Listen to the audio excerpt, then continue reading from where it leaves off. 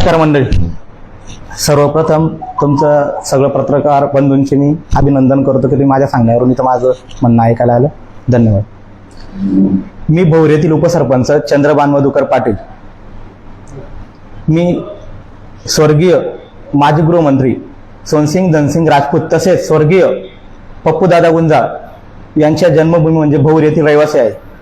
मी सध्या भोर येथे ग्रामपंचायत उपसरपंच या पदावर कार्यरत आहे. तसेच भारतीय जनता पार्टी युवा मोर्चा उपाध्यक्ष म्हणून कामकाज पाहतो व भारतीय जनता पार्टीचा बूथ क्रमांक 65 म्हणून भोर येथे मी काम करतो. लोकसभेला मी भारतीय जनता पार्टीसाठी काम केलेले आहे. मी जवळजवळ 2019 पासून भारतीय जनता पार्टीचं काम करतोय. लोकसभेला जवळजवळ माझं बूथ हे उभाट्या बूथापेक्षा 100 मतांनी प्लसमध्ये होतं आणि माझी भारतीय जनता पार्टीशी नेहमीच माझी काम करण्याची जी हे की प्रामाणिकच आहे. आज इथं सगळे पत्रकार बंधूंना बोलवायचं, पत्रकार परिषद घेण्याचं उद्दिष्ट एकच आहे की मौजे भोर येथील गिरणा पात्रातील गटांना लागूनच मौजे रैफुरी येथील वाव गटांचे भाग आहेत आणि सध्या ते रैफुरी गटांचे 6 गटांचे वाव निलाव झालेला आहे. तो जो वाव गटांचा निलाव झालेला आहे तो भोर गटांच्या लगतच आहे आणि ती प्रोसेस जी आहे वाव गटांची ही उत्खननाची प्रक्रिया जी आहे जवळजवळ 12 महिने चालणार आहे. या 12 महिन्याच्या प्रोसेसमध्ये गिरणा नदीला जवळजवळ 3 ते 4 आवर्तने सुटतील व 3 ते 4 आवर्तने सुटल्यानंतर त्या आवर्तनाच्या पाण्याच्या प्रवाहामध्ये भोर येथील शिवारातील सुद्धा रेती वाहून जाणार आहे. तसेच मी भोर येथील उपसरपंच असल्यामुळे मी जवळजवळ 1.5 महिन्याआधी ठेका चालू झाला तेव्हा मी ठेकावर 2-3 दिवसानंतर मी चक्कर मारायला गेलो असता मला तेथे अवैध रेतीचा उपसा करत असताना वाहन आढळून आले. त्यानंतर मी त्या वाहनांची, ट्रॅक्टरांची, त्याच्यानंतर डंपरांची व्हिडिओ काढले व माननीय तहसीलदार प्रशांत पाटील साहेबांना तसेच मंडळ अधिकारी राठोड साहेबांना व मौजे भोर जामदा येथील कार्यरत असलेले तलाठी कणपुरे आप्पा यांना त्याचे व्हिडिओ व्हॉट्सअपद्वारे टाकले व कळवले. तर मी त्यांना विचारणा केली की महसूल येथील कर्मचारी या ठेक्यावर कार्यरत नाहीयेत. तर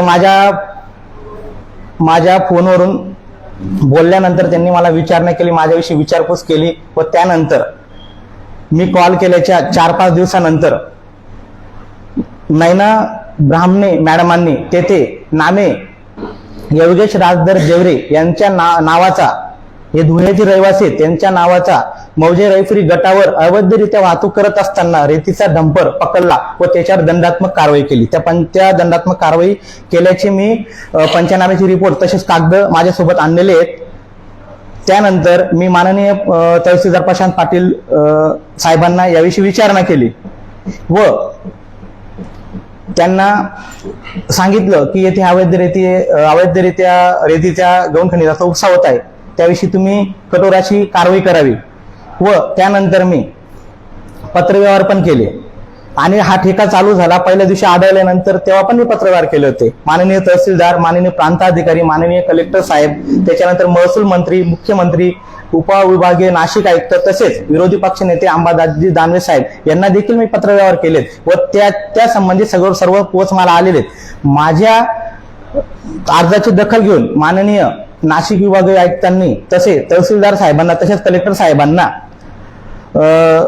दिनांक 18/10/2024 रोजी त्यांनी तसं टपाल पाठवले की संबंधित ठेक्याची चौकशी करून भोर येथील उपसरपंच यांना तुम्ही त्याविषयी अहवाल सादर करून संबंधित ठेक्या जर काही चुकीचा गैरप्रकार आढळला असेल तर त्यावर कारवाई करावी बा असं त्यांनी पत्रव्यवहाराने त्यांना सांगितलं होतं.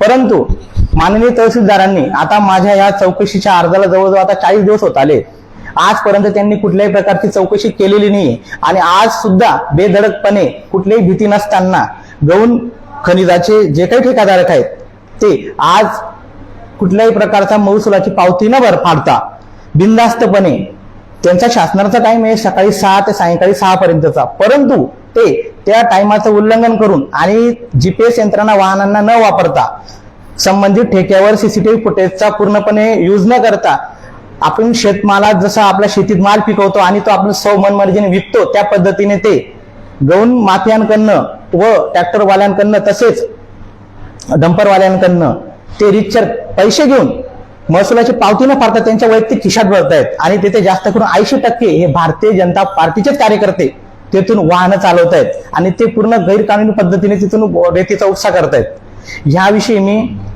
माननीय तहसीलदार साहेबांना बोलल्यानंतर त्यांनी माझं काही एक व्यवस्थित ऐकून घेतलं नाही। उलट तुम्ही एक जबाबदार सरपंच आहात, तुमच्याकडे घटनात्मक एक पद आहे, तुम्ही त्याच्यावर कारवाई करा, तुम्हाला अधिकार दिलेले आहेत असं मला त्यांनी सांगून उलट मलाच त्यांनी झापून टाकलं। त्याच्यानंतर मी ठेक्यावर गेलो असता परत व्हिडिओ बनवले, फोटो काढले, तर मला रैफूर येथील रामा पाचोरे या रेती माफियाने अडवलं, मला धमकी दिली की परत इथे दिसलास तर तुझे तंगडे तोडीन। मी त्याच्या विरोधात API दात्रे साहेबांकडे मिळून बारा येते तसे NC नोंदवलेली आहे, त्या NC ची परत पण मी सोबत आणलेली आहे। तसेच मी मला प्रोटेक्शन मिळावं म्हणून डिप्टी साहेबांना, SP साहेबांना, माननीय पोलीस महासंचालक यांना पत्रव्यवहार केले, त्यांची मला परत आले, मला पोलीस प्रोटेक्शनही मिळाले नाही। पण आज रोजी माझ्या जीवाला रेती माफियांकडनं धोका आहे, यासाठी मी आपले लोकप्रतिनिधी माननीय आमदार मंगेशदादा चव्हाण यांना सांगितलं, कारण की मी भारतीय जनता पार्टीचा प्रामाणिक कार्यकर्ता आहे, मी ग्राउंड लेवलला कामं करतो, मी व्हाईट कपडे घालून मागं पुढं फिरत नाही, मी प्रामाणिक कार्यकर्ता असल्यामुळे मला हा विषय त्यांना 4 भिंतीत आड सांगावासा वाटला, म्हणून मी भारतीय जनता पार्टीचे अधिकाऱ्यांच्या कानावर टाकून मी दादांना संवाद साधला असता दादांनी मला एकच सांगितलं की तो ठेका कसा चालू आहे, काय चालू आहे याविषयी मला काही कल्पना नाहीये आणि तुम्हाला काही आता सध्या सांगू नको, आपण नंतर बघू, आणि टाळाटाळ केली। त्यानंतर मी बारकाईने या ठेक्यासंबंधी सगळी माहिती काढली असता माझ्या एक निदर्शनास आलं, तिथे 80% भारतीय जनता पार्टीचे गौण खनिज रेतीची चोरटी वाहतूक करणारे सगळे कार्यकर्ते भारतीय जनता पार्टीचे आणि कळत न कळत दादांकडनं त्यांना सहकार्य होते आणि याच्यामध्ये महसूल यंत्रणा दाबली गेली आहे, कारण की अधिकारी लोक ऐकून घ्यायला तयार नाही आहेत। आणि आम्ही जर गावकरी तिथं गेलो असता, काही बोललो असता, तिथं ते मारामारीच्या आणि भानगडीच्या गोष्टी करतात, त्यामुळे गाववाले पण भीतीच्या दबावात आहेत। त्यामुळे माझा आवाज कोणी ऐकून घेत नसल्याने माझ्या चौकशीत आजपर्यंत दक्षता न घेतल्यामुळे मला ही पत्रकार परिषद घेणे गरजेचे वाटले। त्यामुळे आता मी सगळं पत्रकार बंधूंसमोर हा सगळा प्रकार सांगतोय। ठेक्याची नियमावली अशी की संबंधित ठेकेदार हा त्याचा गौण खनिज जो उपसा आहे तो तिथून शासनाच्या साठ्यावर पोहोचवायला पाहिजे।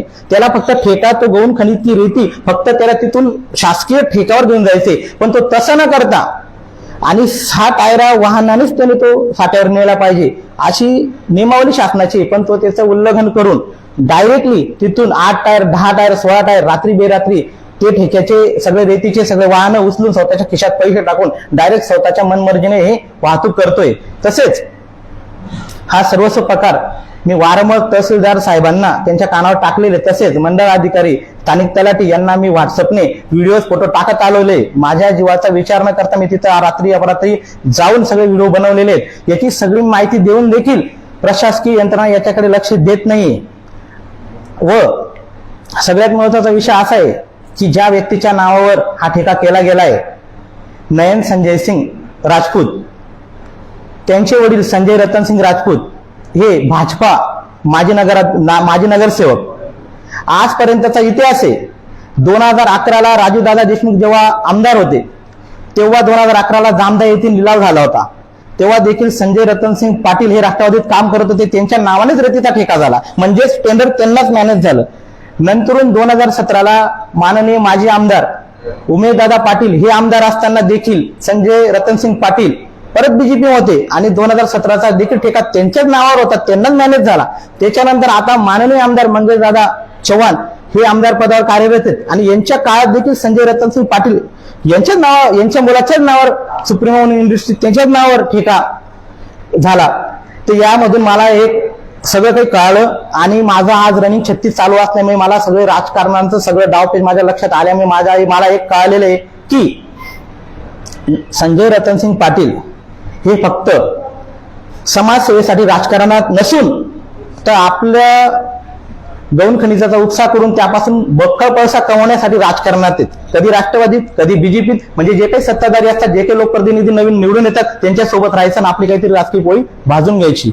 व तसंच करत असताना त्याच्यामध्ये भारतीय जनता पार्टीचे जे पण काही लोक मला तिथे हाडवलेत रात्री बेरात्री गौण खनिज उपसा करत असताना, उदाहरणार्थ माजी नगरसेवक आपले प्रभाकर भाऊ चौधरी असतील, भैया जोशी असेल, त्याच्यानंतर आपले कैलास पाटील असतील, त्याच्यानंतर सरदार शेठ असतील, त्याच्यानंतर आपले शिदोडीचे ग्रामपंचायत सदस्य छोटू बोन, त्यांचा मुलगा असेल ते असतील, असे जवळजवळ मला सगळेच भारतीय जनता पार्टीचेच कार्यकर्ते तिथे आढळले. म्हणून मी भारतीय जनता पार्टीच्या पदावर आहे की रेती माफियांसोबत माझं काम करतोय, याचा मला खूप मोठा माझ्या मनात प्रश्न निर्माण झाला. व मी वारंवार याच्या तक्रारी देत गेलो असल्यामुळे व मला न्याय मिळाला नसल्यामुळे मी पत्रकार परिषद घेत आहे.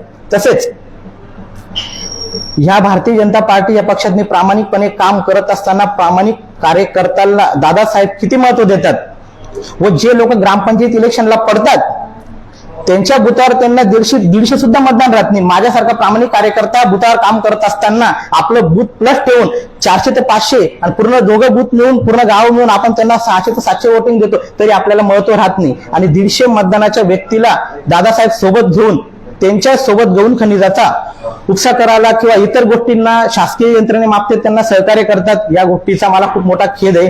तर मला दादासाहेबांना एवढंच विचारावं वाटतं की तुम्ही माझ्या गावासाठी मला शासकीय अधिकाऱ्यांना दबाव देऊन ही जी चोरटी वाहतूक चालू आहे हिची जी मी तक्रारी अर्ज दिलेले आहेत आणि जे नाशिक विभागीय आयुक्तांनी जो चौकशीसाठीचा आदेश दिलेला आहे त्याविषयी चौकशी करून मला न्याय मिळवून देतील का, हा माझा प्रश्न माननीय आमदार मंगेशदादा चव्हाण साहेबांना आहे.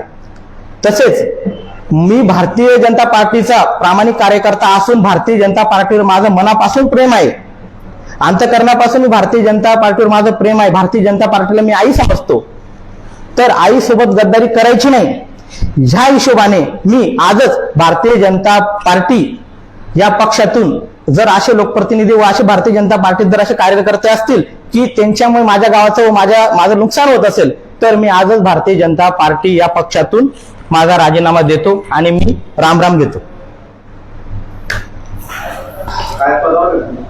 मी भोवरेते उपसरपंच म्हणून काम करतो. भाजपाचा मी भारतीय जनता पार्टी युवा मोर्चा उपाध्यक्ष म्हणून काम करतो. तसेच भोरमध्ये मी बूथ क्रमांक 65चा बूथ प्रमुख आहे. आता तुमच्या व्यवसायाशी समजा तुमच्या ज्यांचा व्यवसाय आहे, व्यवसाय म्हणून कुठे पक्ष किंवा कोणाचा लोकप्रतिनिधी हे जे म्हणणे याचा आणि त्या व्यवसायाशी काय संबंध येतो असं तुम्ही हे बघताच का जोडताय की ते भारतीय जनता पार्टीचा व्यवसाय आपणही करू शकतो. तुमचा सरळ सरळ भारतीय जनता पार्टीचेच बरेचसे पदाधिकारी कार्यकर्ते असं तुम्ही का म्हणता?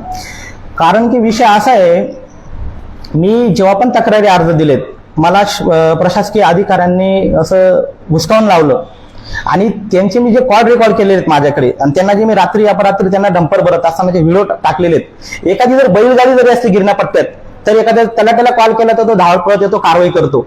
आणि एवढ्या मोठ्या प्रमाणात गौण खनिजाचा उत्सव होतोय आणि शासनाचा मोठ्या प्रमाणात महसूल बुडून वैयक्तिक ठेकेदार त्यांच्या खिशात ते पैसे टाकतायत हे बघून आणि यांना एवढं मिळालं कुठून आणि हे सगळे भारतीय जनता पार्टीचे लोक आहेत तर कुठेतरी पाणी मुरतंय असा प्रश्न माझ्या मनात निर्माण झाला आणि सगळं वातावरण माझ्या लक्षात आल्यानंतर मी हा निर्णय घेतला. आणि विधानसभेच्या निवडणुकीच्या टायमाला तुम्हाला जेवण असा गौप्यस्फोट करावा का वाटला? ऐन विधानसभेच्या तोंडावरच मी असं का करतोय तर आता विधानसभा चालू आहे, भारतीय जनता पार्टीकडनं मंगेशदादा चव्हाण उमेदवारी करतायत, तसेच उभाट्याकडनं माजी खासदार उमेश पाटील हे उमेदवारी करतायत. जर मी आज भारतीय जनता पार्टीत असून मला जर न्याय मिळत नसेल, माझे गावकरी, माझे पंचायत समिती सदस्य, माझे सोसायटी सदस्य जर मला याविषयी प्रश्न विचारत असतील की तू भारतीय जनता पार्टीचा पदाधिकारी आहे, तू दादांचं काम करतो, तू उपसरपंच म्हणून काम करतो, तर तू या गोष्टीचं नियंत्रण का करत नाही? तू तर सांगतो तू चौकशा लावल्या, हे केलं ते केलं, सगळं काही तू केलं, मग चौकशा तू का लावत नाही? तर ह्या गोष्टीचा विस्फोट आत्ताच करणं गरजेचं आहे. कारण की उद्या उठून जर मी लोकांच्या दारात गेलो, लोकांना सांगितलं या व्यक्तीला मतदान करा, त्या व्यक्तीला मतदान करा, मला लोक प्रश्न विचारतात. मी सगळे वरिष्ठ लोकांशी गावात संवाद साधूनच इथं आलोय. लोकांनीच मला सांगितलंय की जर 12 महिने हा रेतीचा निलाव चालेल, अशीच जर गौण खनिजाची चोरटी वाहतूक होईल, नदीला 4 आवर्तनं सुटतील, 4 आवर्तनांमध्ये भोर शिवारातील सगळी रेती तिथं जाईल, आमच्या गावाचा नकारात्मक ठराव आहे. याआधी मी 6 महिने प्रभारी उपसरपंच म्हणून काम करत होतो, आमचे सरपंच मयत झालेले होते. त्याच्यानंतर तेव्हा माननीय प्रांत साहेब तसे तहसीलदार आमच्या इथं ठेका घ्यायला आले, ठराव घ्यायला आले, आम्ही नकारात्मक ठराव दिला. माझ्या गावकऱ्यांचा वावला सक्त विरोध आहे आणि ह्याच्यामुळेच मी हा गुप्तस्फोट आता करतोय. कारण की माझी आता मनस्थिती अशी झालेली आहे, जर हे लोक आता ऐकत नाहीत तर पुढेही माझं ऐकून घेणार नाहीत. इलेक्शनच्या तोंड्या जर एखादे राजकारणी कोणी अधिकारी आपलं ऐकून घेत नसेल तो नंतर ऐकूनच घेणार नाही, एवढं मला कळतं. कारण की मी पण राजकारणात आहे, मी पण पदावर आहे, या गोष्टी मला सेवाबी माझ्या लक्षात येतात. तुमच्या गावातल्या सगळ्या लोकांचा जर विरोध आहे, असे नकारात्मक ठराव तुम्ही सोबत कोणी कामं नाही, बाकीचे काही संस्था असतील किंवा काही पत्रकार परिषद तुम्ही मी सगळ्यांशी संवाद साधून इथं आलोय, कारण की सगळे पत्रकार बंधूंना मला गावात बोलवणं शक्य नव्हतं. बरोबर, सध्या सगळे कामकाजाचे दिवस चालू आहे. तसं मी ठरवलं तर सगळ्यांना बोलवलं असतं, तसा काही विषय नाही. तुम्हाला वाटत असेल परत एकदा पत्रकार परिषद घ्यावी, मी तुम्हाला आमंत्रित करतो. तुम्ही उद्या या, परवा या, माझ्या गावाच्या गावकऱ्यांचंही म्हणणं ऐकून घ्या. आणि बहुतांश गावामध्ये असे लोक असतात, जवळजवळ 50-60% हे सुशिक्षित तरुण किंवा जुने लोक असतात की त्यांना समजतं. बहुतांश लोक हे अशिक्षित असल्यामुळे, मजूर वर्ग असल्यामुळे त्यांच्या हा सगळा प्रकार त्यांच्या लक्षात येत नाही. कारण की ठेक्याची प्रोसेस किती दिवसाची आहे, हा प्रकार कशा पद्धतीने झाले हे बऱ्याच लोकांना इथलं कळत नाही. ज्या लोकांना कळालं त्या लोकांनी मला सांगितलं, त्या पद्धतीने मी त्यांच्याशी डिस्कस करून याचा भविष्यात आपल्याला त्रास आहे या हिशोबानेच मी पत्रकार परिषद घेतोय. तुम्ही लोकप्रतिनिधींकडे गेले होते समजा, हो गेलो. तुम्हाला जाणवलं का की ते असं तुम्ही सांगतील की असं चालू आहे, तुम्हाला थांबवलं त्या गोष्टी? त्यांनी मला थांबवलं. ते मला बोलले की सध्या तू त्याच्यात लक्ष घालू नको, आपण बघू काय विषय येतो आणि कशा पद्धतीने चालू आहे काय मी बघू, सांगेल मी तुला, असं त्यांनी मला समजवलं.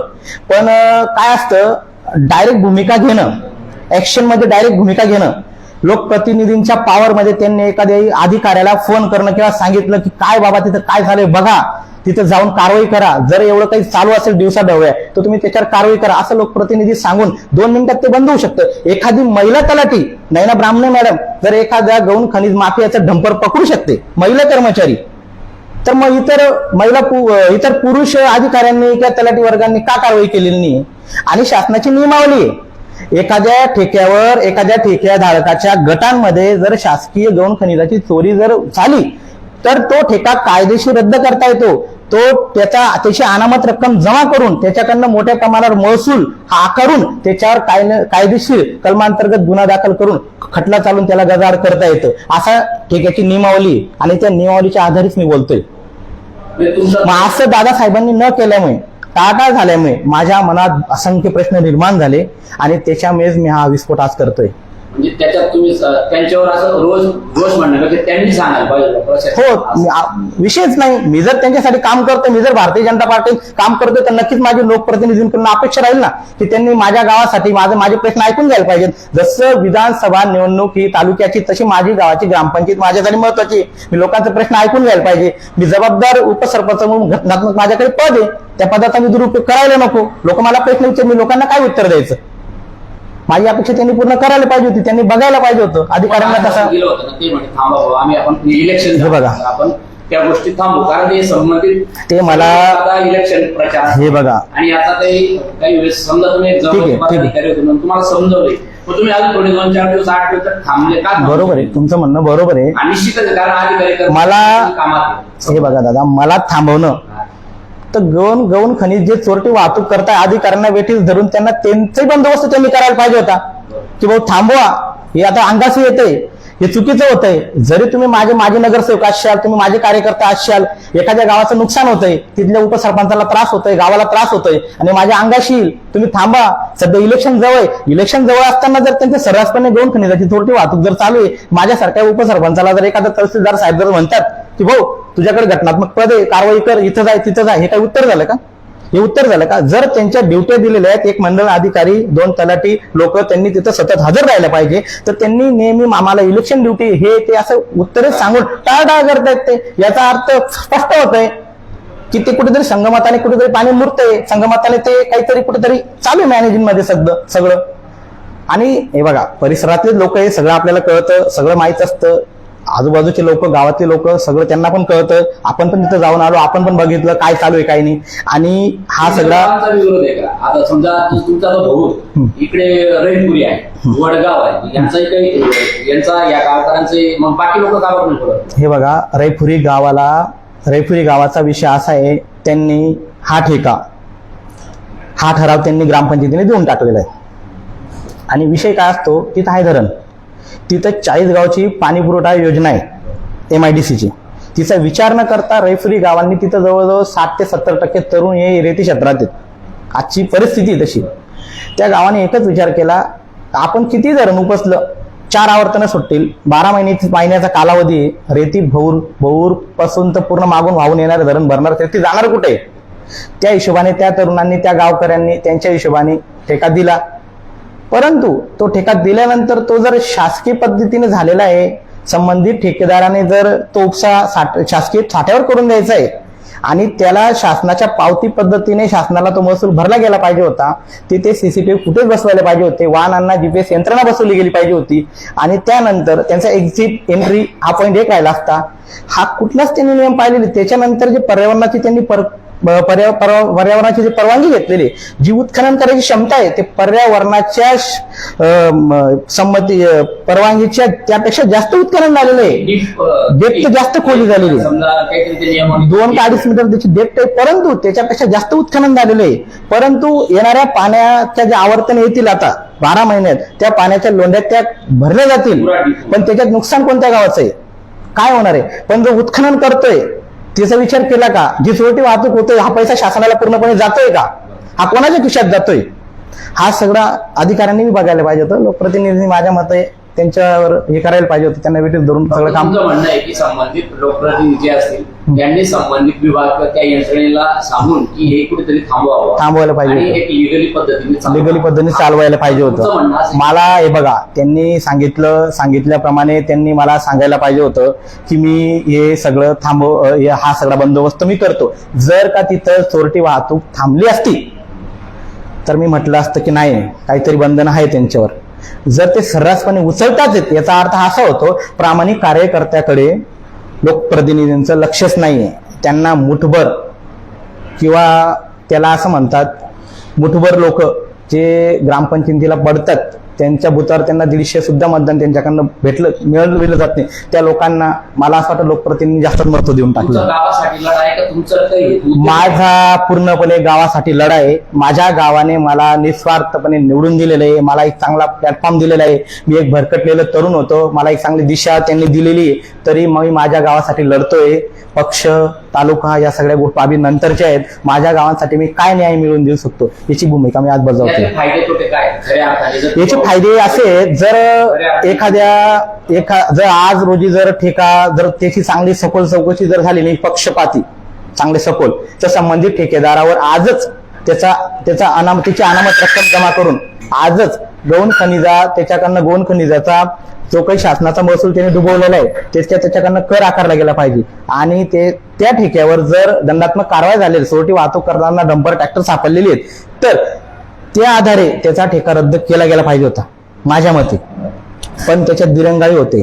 40 दिवस होत आले आणि अर्ज फाटे येऊन नाशिक विभागीय आयुक्तांचं पत्र आल्यावर जर माननीय तहसीलदार साहेब त्या गोष्टीला घाबरत नसतील तर मग खूप मोठी तालुक्यासाठी खूप मोठी विचार करायची गोष्ट आहे.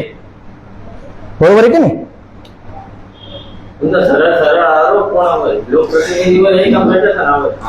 प्रशासन, लोकप्रतिनिधी, संबंधित ठेकेदार, संबंधित ठेक्यावर चोरटी वाहतूक करत असताना भारतीय पक्षाचे कार्यकर्ते, सगळ्यांवरच. आता पत्रकार परिषदेमध्ये तुम्ही बोलत असताना सुरुवातीपासून म्हणजे राजूदादा देशमुखांपासून, उमेश पाटलांपासून मंगेश चव्हाणांचाही उल्लेख केला आणि तिघी वेळेस एकच ठेकेदार तो ठेका घेतो असाही उल्लेख केला. इथं विचार करायचीच गोष्ट आहे ना हो. तालुक्यामध्ये एकमेव असा व्यक्ती आहे की तो कंप्लीट होत्या.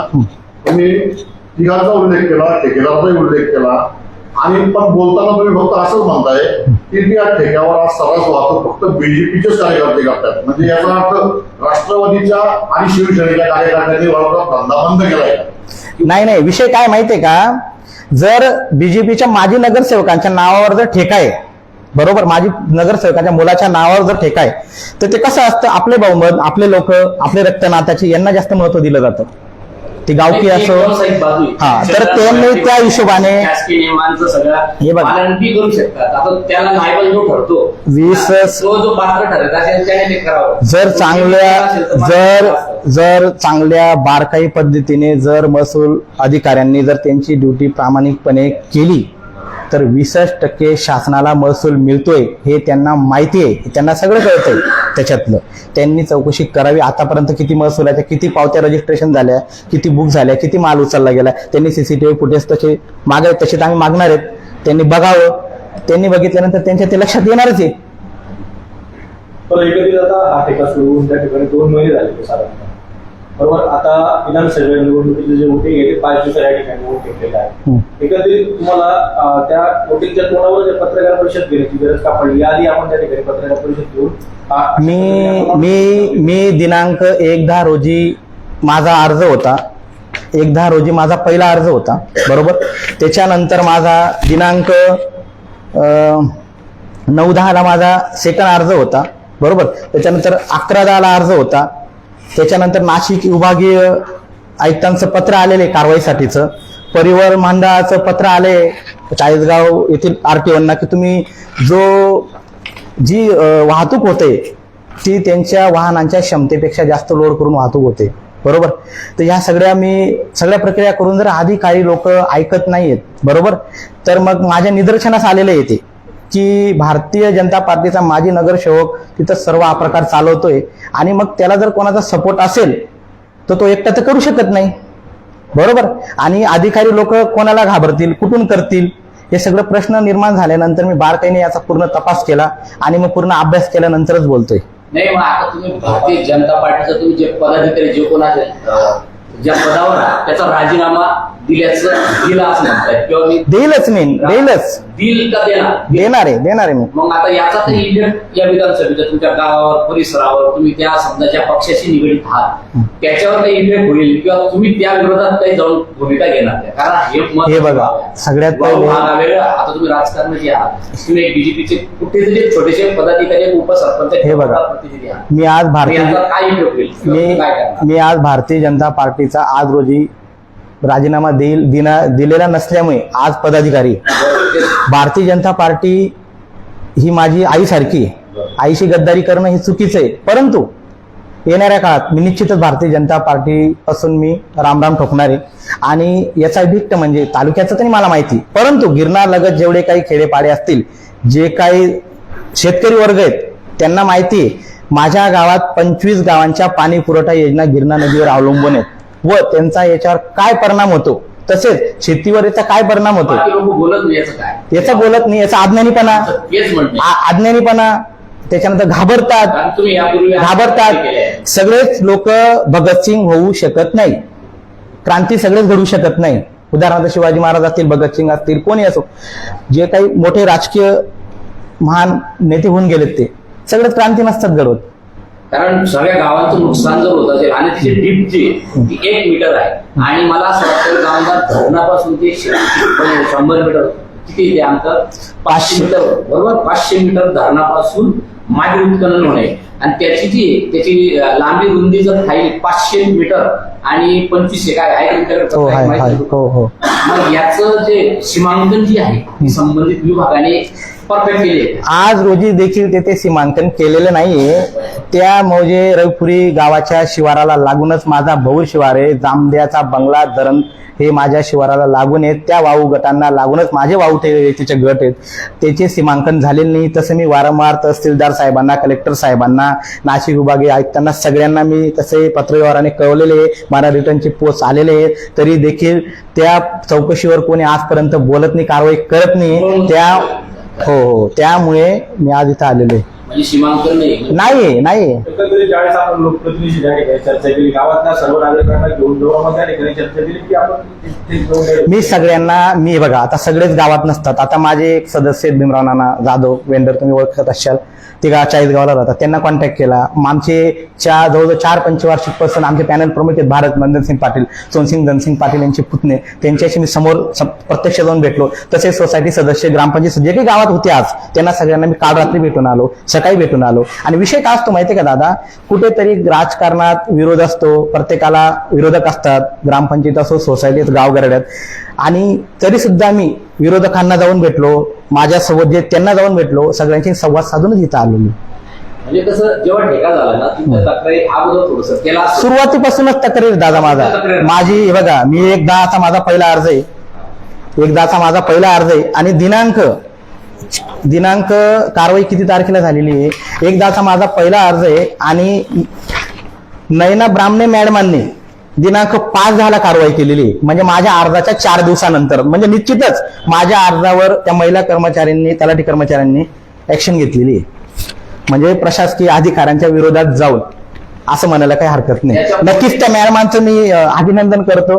नाही, याच्या पुढची तुम्ही भूमिका काय दिली आता, खरी भूमिका काय माझी यापुढची भूमिका अशी राहील, माझी यापुढची भूमिका, जर का माझ्या गावाला न्याय नाही मिळाला, माझ्या गावाला जर का न्याय नाही मिळाला, संबंधित ठेकेदारावर जर का कारवाई नाही झाली आणि संबंधित ठेकेदाराकडनं गौण खनिजाचा जो उपसा झालेला आहे त्याच्याकडनं महसूल वसूल करून त्याच्यावर दंडात्मक कारवाई करून ठेका रद्द जर नाही झाला तर मी भारतीय जनता पक्षातून राजीनामा तर देणारच, परंतु माझ्या गावकऱ्यांची सुद्धा भूमिका हीच राहील की दूर राहायचं. आता म्हणून विधानसभेच्या इलेक्शनला 4-5 दिवस राहिले, त्या कोणावर तुम्ही ही जी पत्रकार परिषद घेत आहे आणि या पत्रकार परिषदेमध्ये विधानसभेच्या निवडणुकीत जे मुख्य चेहरे आहेत त्या तिघांवर तुम्ही आरोप केले, तर मग त्याही नेत्यांचा वाळू वाहतुकीला त्या तत्कालीन परिस्थितीमध्ये यांना पाठबळ होतं का? बघा त्या बाबतीत तर मी आता हे बघा, आता तर मी पाहतोय लेटेस्ट सगळे डॉक्युमेंट सगळे कागदाच्या आधारे मी बोलतोय. आता त्यावेळेची यंत्रणा कशी होती, त्यावेळेचे कागदपत्र पुरावे तर माझ्याकडे नाहीत आणि पुराव्यांशिवाय बोलणं चुकीचं आहे माझ्या मते तरी. तुम्ही बोलले ना आता, हो. कारण नाही म्हणजे हे बघा, माझे आमदार खासदार जे झाले, ठेकेदार तर तो होता का नाही, मी काय बोललो, पूर्ण तालुक्यात ठेकेदार तोच का? पाठबळ मिळतंय. हो मिळतच. अप्रत्यक्षपणे तुम्ही असं म्हणते की त्यांच्या काळात जर ठेकेदाराला ठेका मिळत होता तर त्याही नेत्यांचं वाळू हा प्रत्यक्ष प्रत्यक्ष पाठिंबा होता. त्या असंच. गोष्टीचा शेवटची फक्त उद्देश तोच आहे की पक्षाचं कामपेक्षा हे काम करावं, वाळू म्हणजे काय तर वाळू पक्षाच्या नावावर वैयक्तिक स्वार्थ वाळू साधावा. करणे हाच संबंधितांचा व्यवसाय आणि त्याचसाठी यांचा उद्देश असतो असं हो मी असं ठामपणे बोलतोय ना, हा. मी बोलतोय ना तोच ठामपणे. व्यक्ती संबंधित आता त्यालाच कसं टेंडर मॅनेज होतं आणि बरोबर सत्तेत असताना लोकप्रतिनिधींच्या विना सहकार्याशिवाय टेंडर मॅनेज होत नाही. बरोबर आहे का नाही? ते काय ते पक्षांतर करत असतात, त्यांच्या हिशोबाने करत असतात. लायसन्स सगळ्यांकडेच आहेत दादा, लायसन्स भरपूर आहेत लायसन्सधारक. किती लोक दाखवा तुम्हाला, एखाद्याच व्यक्तीला मिळतो म्हणजे याचा अर्थ खूप वेगळा होतो. आता तिथे लिगली चालू आहे का मग आता? नाही बेकायदेशीर. माझ्याकडे पूर्ण व्हिडिओ आहेत, रात्री पाठीचे सगळे व्हिडिओ आहेत माझ्याकडे, फोटो आहेत माझ्याकडे. त्याच्यानंतर मी हे प्रशासकीय अधिकारी तहसीलदार प्रांत साहेब तिथं जे काही शेड्यूल मध्ये ड्युटीला तलाठी लोक आहेत त्यांना मी व्हॉट्सअपला टाकलेत वेळोवेळी.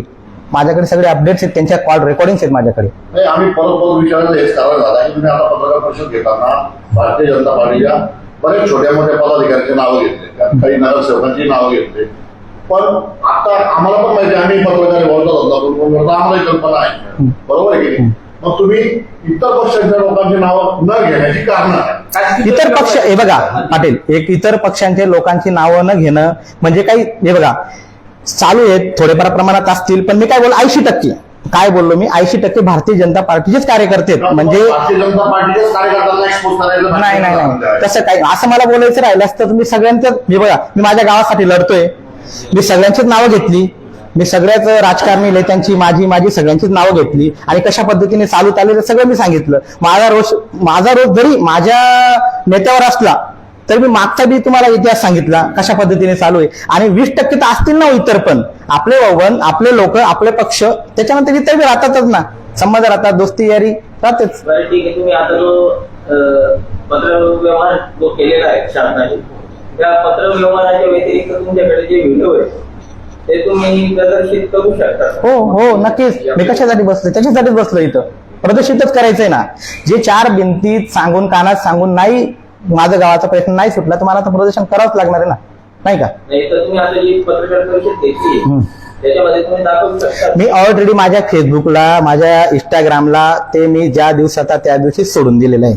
म्हणजे माझी भूमिका प्रामाणिक आहे, शुद्ध आहे, लपवायची नाहीच आहे. काय करतात, आंदोलन करतात, निवेदन देतात. आता आम्हाला अनुभव आलेला आहे आजच्या अनेक गावांचे, इथं असं करायचं, आमच्याकडून बातम्या छापून घेणं, पत्रकार परिषद घेऊन घेणं आणि स्वतःची काही लाईन लागली, सेटिंग लागली तिथं लगेच तिथं विसरून जाणं. कारण काही लोकांचा दृष्टिकोन, तिन्ही आजूबाजू 4 गाव आहेत, तुमचं गाव तुम्ही उपसरपंच आहे, मी यापूर्वी तुमच्या बातम्या लावलेल्या आहेत, तुम्हाला चांगलं माहिती. पण तुमच्या सपोर्टला कसं बाकीच्यांनी विचारलं तुम्ही एकटेच का, म्हणजे तुम्ही असं म्हणायचं की गाव तुम्हाला सपोर्ट का करतं. जर का माझ्या गावाने नकारात्मक ठराव दिले ग्रामसभेत तर मग पूर्ण गावच माझ्या सोबत आहे ना. जर का माझ्या गावाने नकारात्मक ठराव दिला नसता मान्य प्रांताधिकारींच्या अध्यक्षखाली तहसीलदार साहेबांच्या अध्यक्षखाली तर माझ्या गावांचा सपोर्ट आला असता तर रईपुरीने का निलाव दिला असता, भोरने दिला असता ना. ते माझ्यासोबतच आहेत, विरोधच आहे. या पत्रकार परिषदेने तुमचं उद्दिष्ट साध्य नाही झाला, तुमचं पाऊल काय? माझं पुढील पाऊल असं राहील, मी ही चौकशी जर का नाही झाली, समजून घ्या 8 दिवस 15 दिवस इलेक्शनचा निकाल काही असो, बरोबर, त्याच्यानंतर आमचा लढा असाच राहणार आहे.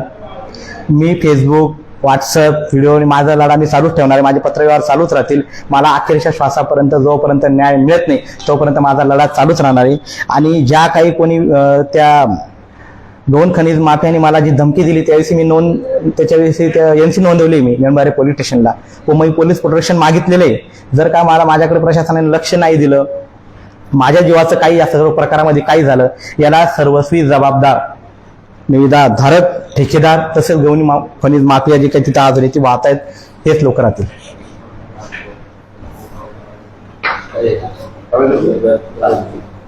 आणि तुम्ही सर्व पत्रकार बंधूंनी माझं म्हणणं ऐकून घेतलं व मला सहकार्य केलं. माझ्या बोलवण्यावरून, माझ्या छोट्याशा कार्यकर्त्याच्या बोलवण्यावर इथपर्यंत तुम्ही आले, तरी मी सर्वांचे आभार व्यक्त करतो.